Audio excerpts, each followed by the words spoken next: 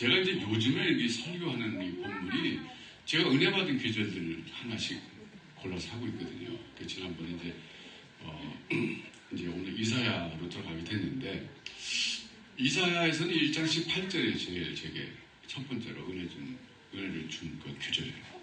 오라 우리가 서로 변론하자.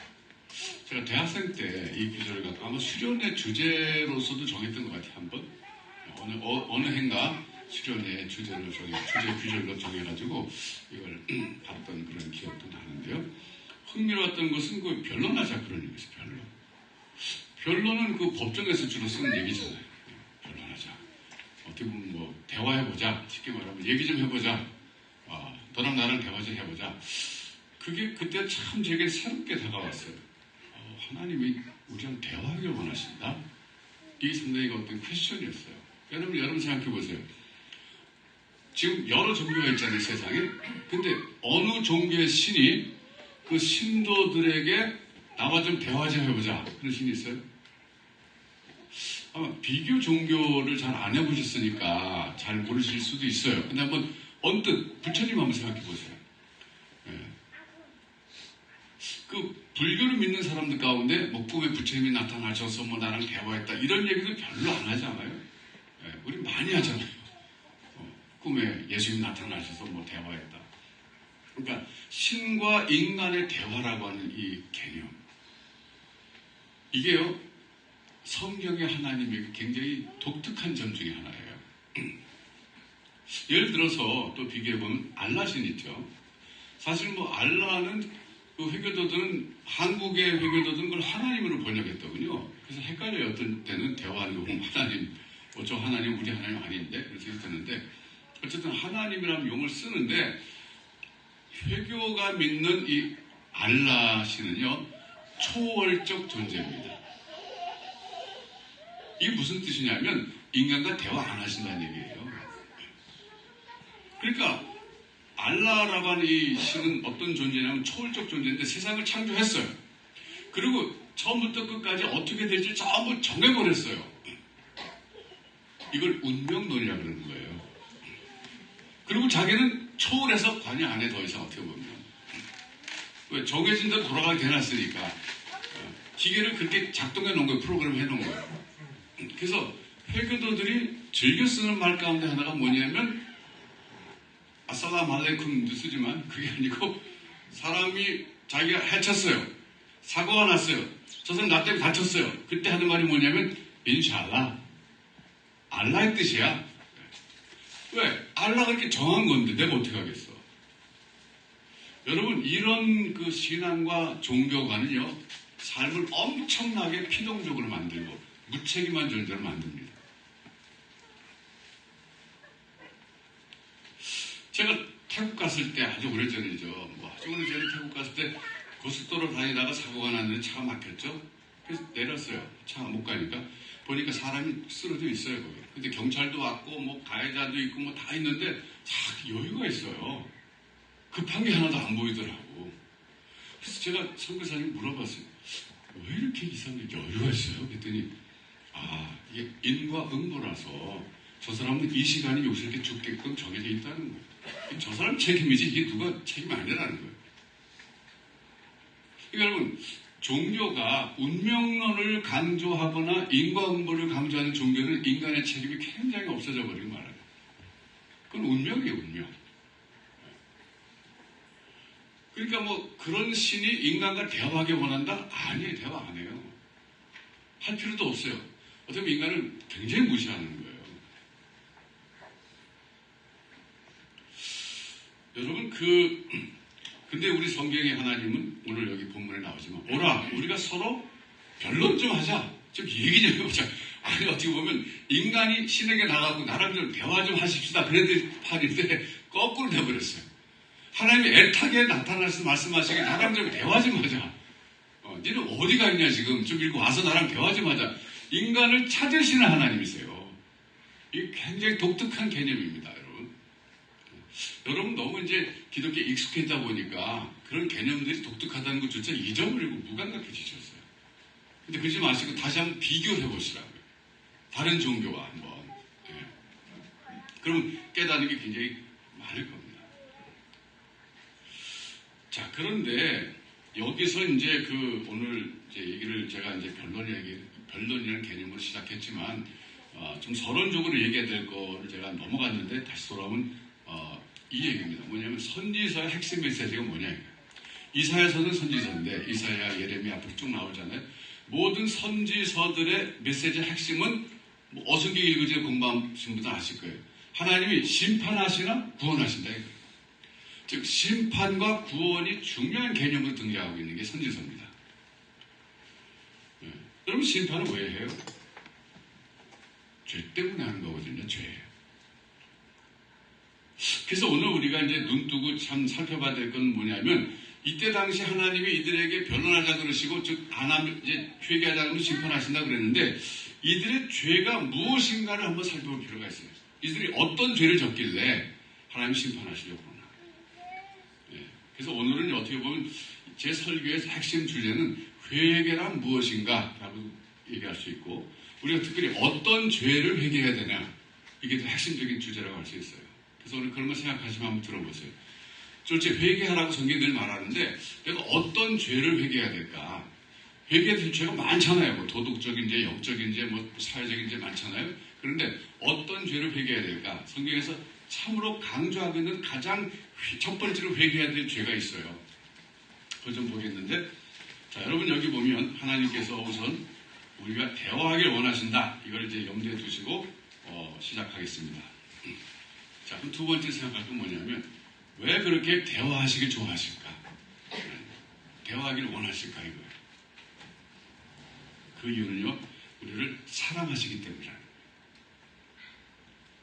자 오늘 제가 또 다시 한번 강조하고 싶은 개념이 나왔어요. 하나님이 우리를 사랑하시는 사랑이라는 개념이에요. 여러분 불교에서 부처님이 신도들을 사랑하신다는 용어가 있습니까? 저는 아마 거의 없다고 생각해요. 그런 공식의 표현은.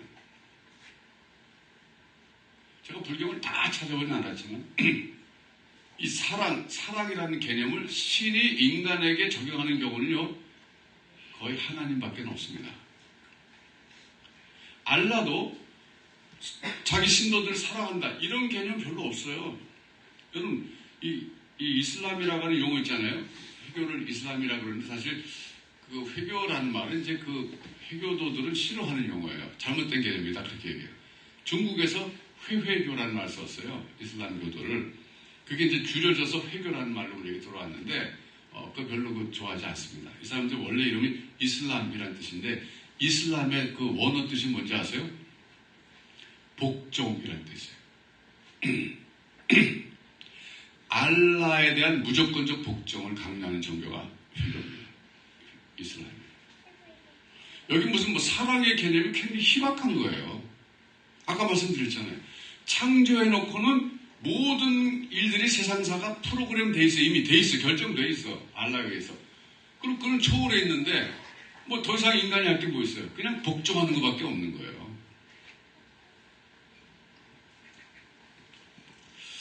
하나님께서는 그런데 어떤 분이시냐고 성경이 말하면요. 여러분 놀라지 마세요. 이건 뭐 알던 얘기지만 다시 한번 들으면 좀 놀라야 되는데 하나님은 사랑이시다 그랬어요.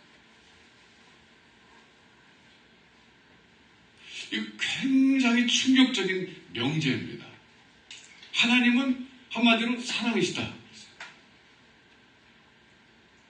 거꾸로는 성립이 안 돼요. 사랑이 하나님이다. 이건 안 돼요. 그렇게 쓰는 사람도 있어요. 어디 이단 가운데 잘못된 사람 그렇게 써요. 근데 그건 아닙니다. 하나님은 사랑이시다지 사랑이 하나님 아니에요. 근데 성경에서 이처럼 사랑을 강조하는데 여러분 참 한번 생각해 보세요. 만일에 이 세상에 사랑이 없다면 이 세상은 정말 살 수 없는 지옥이 될 겁니다. 우리가 지금 뭐 경제적으로도 어렵고 육체적으로도 병들어서 힘들고 여러 가지 정신적인 어려움도 있지만 그렇게 견디고 살아갈 수 있는 것은 주변에 누군가가 나를 사랑하고 격려해주기 때문인 거예요. 정말 그게 없다고 생각해 보세요. 근데 놀라운 건요. 동물들한테도 하나님이 사랑의 기름을 주셨다는 거예요. 동물들도. 저는 사실 개는 좋아하지만 고양이 별로 안 좋아하거든요. 근데 이제 요즘에 제가 유튜브보다 좀 감동받은 스토리가 있는데, 이즈밀. 이번에 우리 터키 성지순례 가면 들릴 곳이 이즈밀이에요, 이즈밀. 예, 거기도 갈 겁니다. 거기 항구 도시고 굉장히 아름다워요. 그 이즈밀에서 있었던 일인데, 길거리 맨홀이 있었는데, 거기를 하염없이 내려다보는 개가 한 마리 있었어요. 몇 날 며칠이고 잠깐만 어디 갔다 와서 또 거기 내려다보는 거예요. 근데 사람들이 뭐 길거리 뭐 지나가면서 무심코 밖에 섰으니까 별로 눈여겨보지 않았는데 어떤 한 여인이 그걸 본 거예요. 이상하다. 저기는 저기 밑에 뭐가 있길래 저렇게 내려다보고 있나. 가서 봤더니 아무것도 안 보여요. 그 이상하다. 그런데 어느 날 그 옆에 이제 고기 파는 데서 고기를 샀는데 이 개가 따라오더니 자기 막 보고 있는 거예요. 이 아줌마를. 고기 사는 아줌마를. 그래서 막 배가 고픈 표정을 짓는 거예요. 그래서 배가 고픈가 보구나 그 고기를 줬어요. 그랬더니 이 개가 그를 물고는 어딜 가는 거예요, 목장. 그게 한 두세 번 반복됐대, 그런 일. 저 참 이상하다. 쟤는 배고픈 것 같아 줬는데 왜 안 먹고 어디 가나? 그러다 한 몇 번째 그런 일이 반복돼서 이걸 따라갔답니다. 따라갔더니 그 개가요, 그 맨홀로 가대요. 그러더니 그 고기를 그 안으로 떨어뜨리더래요. 그래서, 야, 제가 왜 저기 떨어뜨리지? 그래서 봐도 아무것도 안 보이는데 깜깜하니까. 그래서 119 부른 거예요. 소방대원들이 와서 맨홀을 열었어요.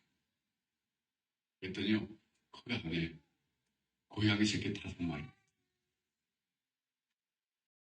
개새끼가 아니고 고양이 새끼 5마리.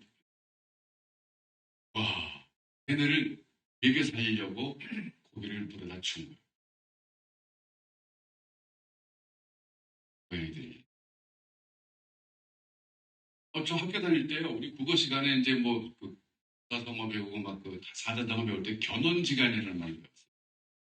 개하고 원숭이는 사이가 안 좋다는 뜻이고.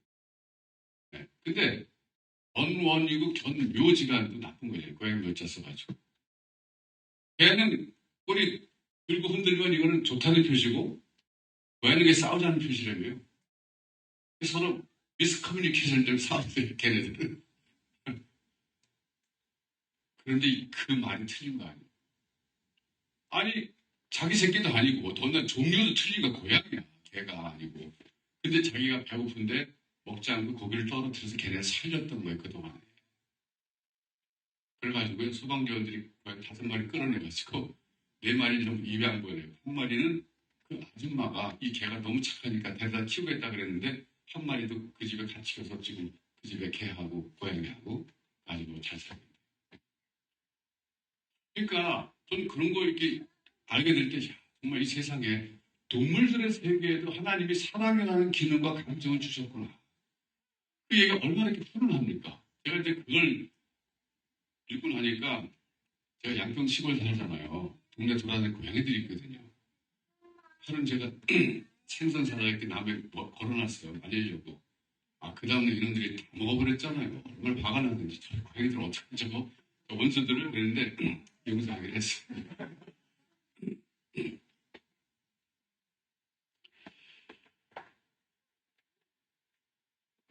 하나님은 사랑이시죠. 그 하나님은 믿는 사람이나 믿지 않는 사람들, 악인과 의인의 밭에 골고루 해와 빛과 비를 주신다는 거예요. 사랑이시기 때문에. 이게 하나님의 일반 은총이라는 거예요. 모든 사람들에게 차별 없이 주시는 하나님의 사랑. 이게 일반 은총이라는 거예요. 그래서 하나님 우리와 대화하길 원하시는데 특별히 하나님의 백성들과 대화하길 원하시는 거예요. 언제? 그들이 범죄했을 때예요. 그래서 하나님 앞에 잘못했을 때 그냥 내버려 두시지 않고 악착같이 찾아가서 나랑 대화 좀 하자. 대화 좀 해서 이 문제 좀 풀자. 그러시는 거예요. 자, 그러면 이스라엘 백성들의 죄가 무엇일까? 오늘 이사야 1장이니까 우리 서로 변론하자 그랬는데 무슨 죄를 졌길래 그들이 1장 21절과 26절에 나옵니다. 그들의 죄가. 성경 한번 보여주세요. 신실하던 성읍이 어찌하여 천기가 배었는고 정의가 거기에 충만하였고 공의가 그 가운데 가여더니 이제는 살인자들을 끊는다. 그들의 죄가 뭐냐면요. 신실하던 성읍이었어요. 굉장히 하나님 앞에서 충성되고 성실했어요. 근데 지금 살인자들과 창기들의 도시가 됐다는 거예요. 사회의 변질. 하나님이 원하셨던 이스라엘 사회의 모습이 있었어요. 그건 신실한 성읍이에요. 그래서 벗어나서 창기와 살인자들의 사회로 변질됐다. 그 다음에 또 하나는 26절입니다. 내가 내 재판관들을 처음과 같이 내 모사들을 본래와 같이 회복할 것이라.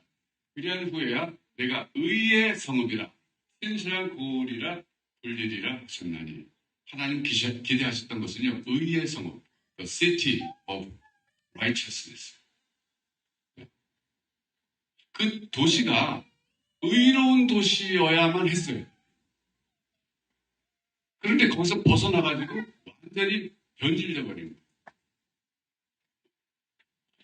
여러분, 하나님께서 아브라함을 택하셔갖고 그 후손들이 애굽에서 번성하게 하셔서 그런 고난을 당하겠지만 나중에 그들을 출애굽시켜갖고 가나안 땅에 들어와서 그 땅을 차지하게 하신 근본 목적이 있었던 겁니다. 그 목적이 뭐냐면 이스라엘이 그 당시에 모델 국가가 되기를 원하셨던 거예요. 모델이란 말이 굉장히 중요한 개념입니다.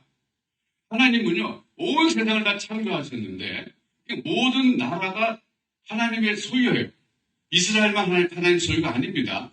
그런데 그 모든 나라들이 하나님을 모르기 때문에 하나님의 뜻대로 살아가지 못합니다. 그래서 이스라엘을 택하셔갖고 나라는 이렇게 유지돼야 된다. 나라의 모습은 이래야 된다. 도시는 이래야 된다. 삶이 이렇게 살아야 된다는 것을 모델로 보여주라고 그들을 애굽에서 건져내서 가나안 땅에 정착하게 하신 거였어요. 네. 그리고 그들의 죄가 뭔지 아세요? 하나님께서 의도하신 그 뜻을 저버렸다.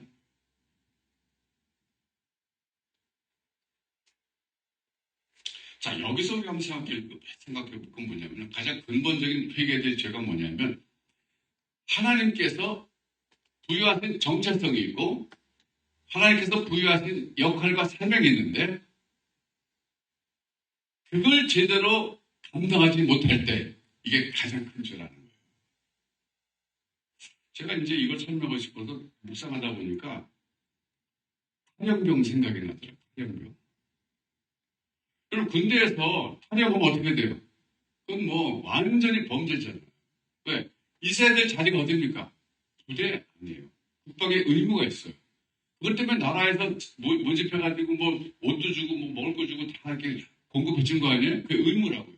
그런데 군대에서 실제로 탈영해 버렸어요. 그럼 어떻게 됩니까? 탈영을 잡아야죠. 재판해가지고 감옥에 보내는 거죠.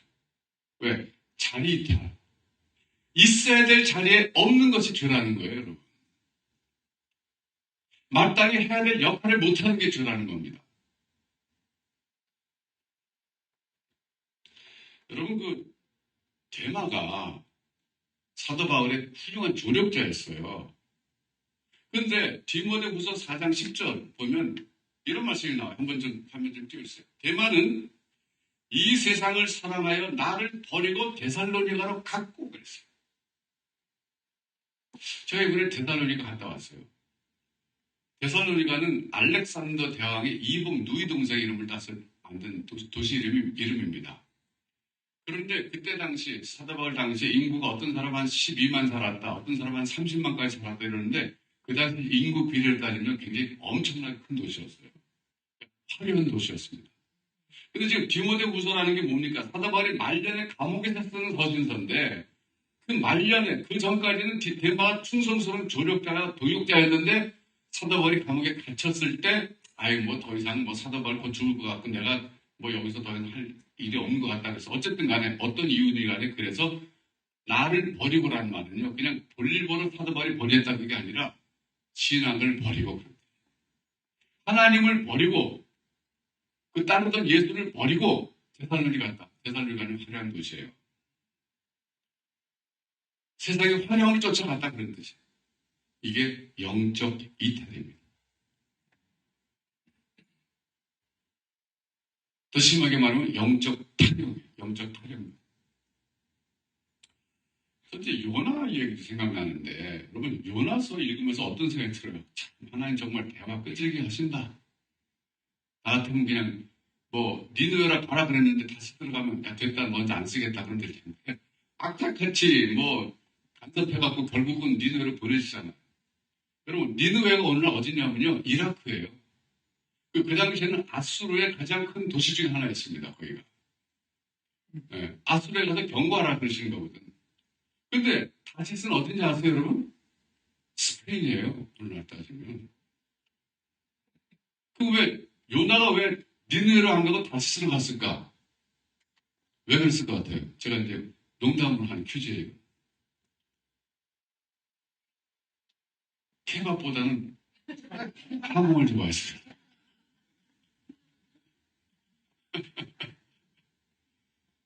니네 가면 케밥은 먹을 거 아니에요. 그 고기 구운 거 그냥 양고기.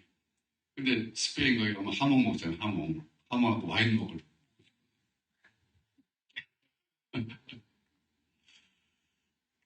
어떻게 보면요. 요나는 영적 타령까지는 않는데 잠깐 이탈한. 근무지 이탈. 하나님이 가라고 하는 거. 있어야 될 곳에 있지 않고 딴 데로 간 거예요. 그랬을 때 하나님이 너 이제 안 쓰겠다 그러지 않고 설득시키자. 예. 마지막까지도 불평하는 요나. 마지막까지도 설득시키는 하나님. 이 변론하게 좋아하시는 하나님의 뜻이에요. 왜? 요나를 사랑하시니까.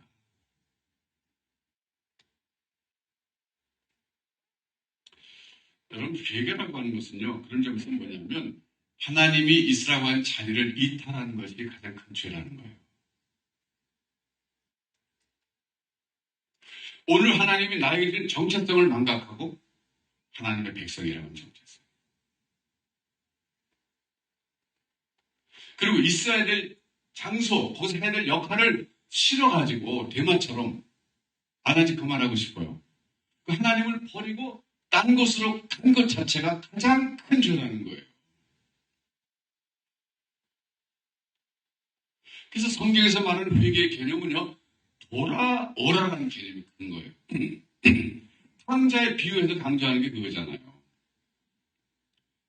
아들이 집을 떠났다가 회개하는 게 어떻게 나타납니까? 아버지께서 돌아오는 것으로 표현되잖아요. 성경은요, 우리 보고 하나님 회개하라 그러신 건 뭐냐면 내가 지금 있어야 될 자리에 없다는 거예요. 내가 정해진 자리에 없다는 것이고 내가 하나가 맡긴 역할을 안 하고 있다는 것입니다. 다시 돌아와서 정체성을 회복하고 그 일을 계속 하라 그런 뜻입니다. 오늘 지금 화면이 잘 나가고 있습니까? 예, 다행이네요. 오늘 화면이 안 나가면 얼마나 불편하실까? 집에서 예배드리는 분들 그런 생각을 제가 했으면 상변 생각하기를 앞으로는 좀 예배당 오셨으면 좋겠다 생각해요. 예, 너무 비대면 시대에 집에서만 계속 예배드리는 것도 있어야 될 자리에 안 있는 것 같아요.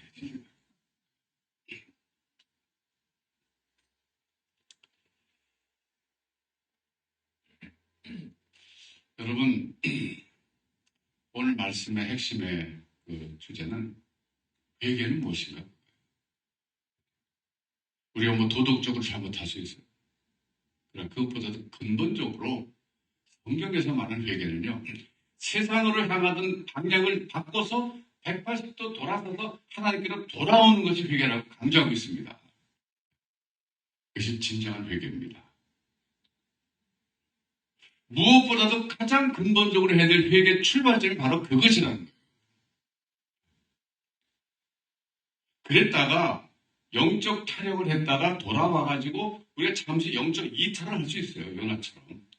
니느웨로 가라는데 다시스로 갈 수 있다고요. 잠깐은. 회개하고 돌아오면 되는 거예요. 그것도.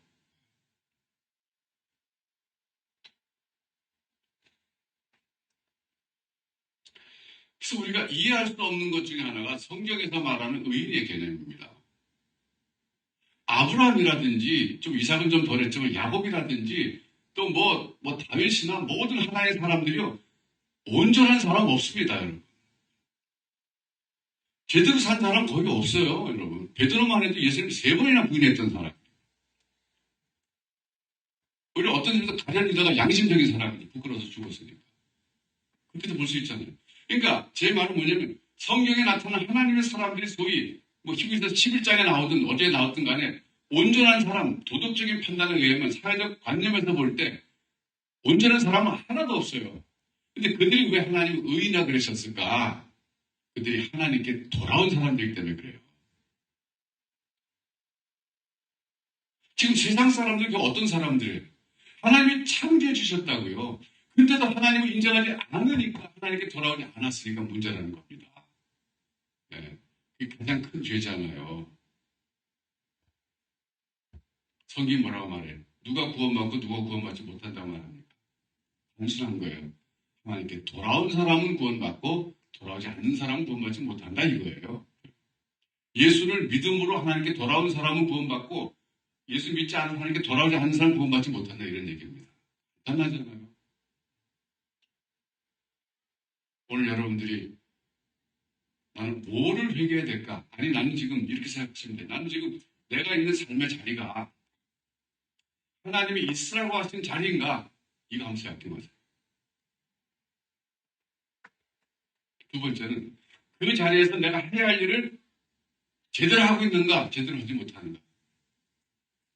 이 회개 두 번째 제목입니다. 제가 시간 드릴게요. 눈을 감으시고 한번 생각해 보세요. 지금 여러분이 살아가는 삶의 자리가 있어요. 그 자리가 하나님이 내게 주신 그 자리인가? 너 거기서 그 일 해라. 그런 자리인가? 아니면 아닌데 내가 지금 영적 타령해갖고 영적 이탈해갖고 딴 데 가 있는 건 아니에요. 두 번째는 나는 그 일을 제대로 하고 있는가?